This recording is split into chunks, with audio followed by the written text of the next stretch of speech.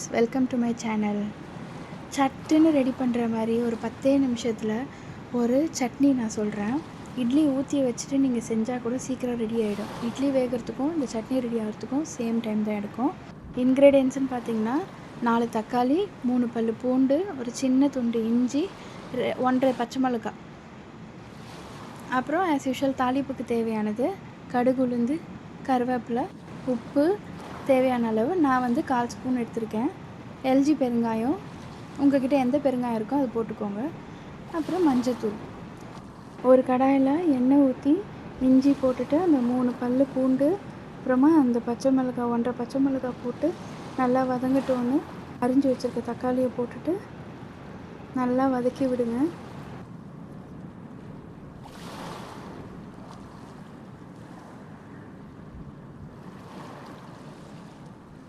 அப்புறம் அதோடு நம்ம எடுத்துருக்க உப்பு போட்டுட்டு அதையும் நல்லா கலந்து விட்டுட்டுங்க.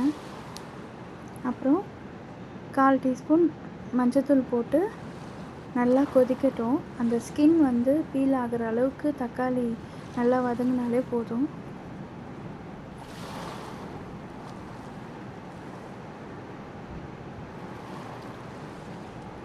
அப்புறம் இதை நிறுத்திட்டு ஒரு மிக்ஸி ஜாருக்கு ட்ரான்ஸ்ஃபர் பண்ணிவிட்டு சூடு ஆறட்டோன்னு அதை அரைச்சி தனியாக எடுத்து வச்சுக்கோங்க.